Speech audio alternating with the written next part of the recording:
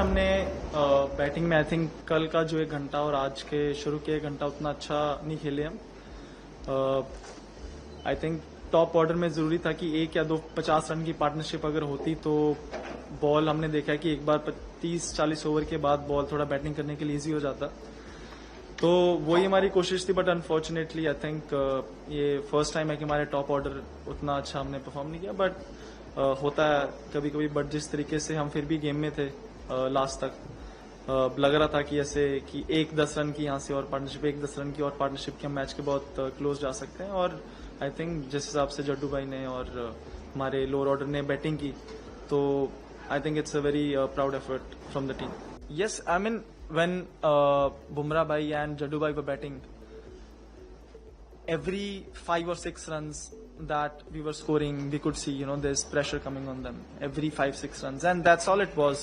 A small partnership for 30-40 runs could make such a huge difference. And we were quite optimistic when Siraj were batting that if we just go up to the second new ball, and if we have say 12 or 15 runs with the second new ball, you never know, couple of boundaries here and there, and then you're right back on the top. You can't, I mean, you wouldn't have that much probability if you were asking your tailenders to hit you like 4s and 6s. You would, all we wanted was to take the game as deep as possible and put as much pressure as you can on the England team. And the closer, we were thinking small targets, have a 10-run partnership, then again have a 10-run partnership. And for the large part of our batting with the lower order, we were able to do that.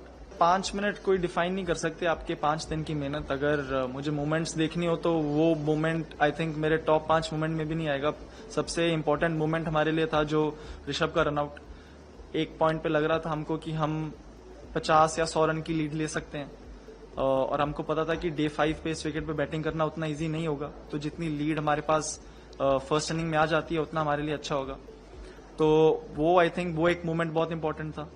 और उसके अगर वहां पे आप lead लेते हो तो फिर दूसरी टीम भी बैकफुट पे होती है। तीसरे दिन के एंड पे दोनों टीम लेवल पे थे। फिर ऑब्वियसली होता है कि जो भी टीम अच्छी बैटिंग करेगी यहाँ से चेस करने वाली टीम के ऊपर थोड़ा प्रेशर रहेगा। और आई थिंक हम कल का 1 घंटा और आज का 1 घंटा जो हमने खेला, एक हमारे टॉप ऑर्डर उतना अच्छा परफॉर्म नहीं कर पाए हम जिस हिसाब से चाहते थे। वो कभी कभी होता है, प्रेशर था हमारे ऊपर, हम और अच्छे से हैंडल कर सकते थे प्रेशर जो हमने नहीं किया। आई थिंक वो एरर ऑफ जजमेंट था रादर देन कि मुझे अभी अपना 100 बनाना है।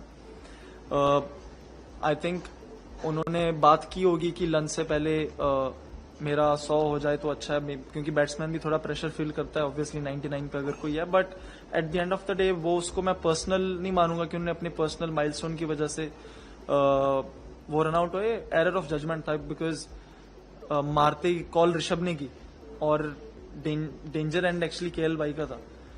तो आई वुड से कि वो एरर ऑफ जजमेंट था जो किसी भी बैट्समैन से हो सकता है। जैसा आपने बिल्कुल ठीक बोला कि हम I think majority of the days अगर देखेंगे 15 दिन में तो हम शायद ज्यादा दिन जीते हैं उनसे। बट जो सेशन हमारे अच्छे नहीं गए वो बहुत ज्यादा खराब गए हैं। तो वो जो बैलेंस हमको ढूंढना पड़ेगा कि जब हमको पता है कि चीजें हमारे अकॉर्डिंगली नहीं जा रही तो उसको हम थोड़ा और बेहतर कैसे कर सकते हैं। या फिर बैटिंग अगर कोलैप्स हो रहा है जहां पे 2 विकेट गिरे हैं, 4 विकेट गिरे हैं, उसको 3 या 2 कैसे कर सकते हैं। ये छोटे छोटे मार्जिन हैं जो बहुत ही इंपॉर्टेंट होता है किसी भी सीरीज में। बट फिर भी आई थिंक बहुत ही क्लोज रहा है मैच। ऐसा अभी भी हमको लग रहा था कि 20 रन से आ रहे हैं, यहाँ पे अगर 10 रन का पार्टनरशिप और होता है तो दूसरी टीम के ऊपर और ज्यादा प्रेशर आता है। और प्रेशर में कुछ ना कुछ बंदा और नई चीज ट्राई करता है करने के लिए।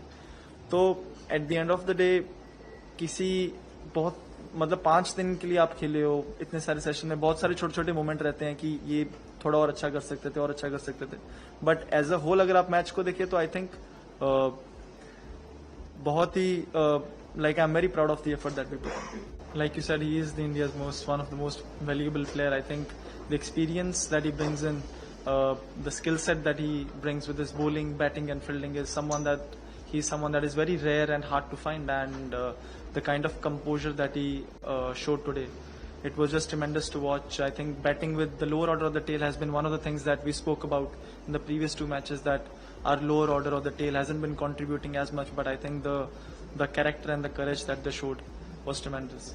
I mean, you're giving everything, giving your mentally, physically, everything. There would be times where there would be a little bit of heat from both sides, but I think that's what makes it so exciting. That's what makes it more challenging. The next time we're gonna play again each other, there won't be, like, at the end of the day, there's a lot of admiration within two teams.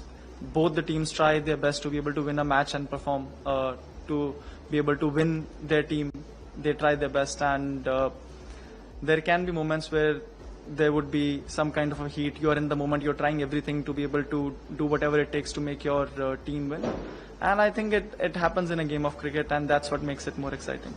I wouldn't call it difficult, I would call it exciting. The longer the match goes shows that how well both the teams are balanced. It's just a matter of which team keeps their calm and composure for the longer time, I think. Both the teams, the skill set that both the teams have is so balanced, and we both play, I think, such kind of a similar yet different cricket, that we challenge each other in different ways, and that's what makes the series, especially series of 5 test matches, so exciting and special. I would say I have a settled 12, and then you see according to the situation and the wicket that there is, which 11 you would want to go for. Firstly, I think Rishabh went for scans and there is no major injury there, so I think he should be fine for the next test match.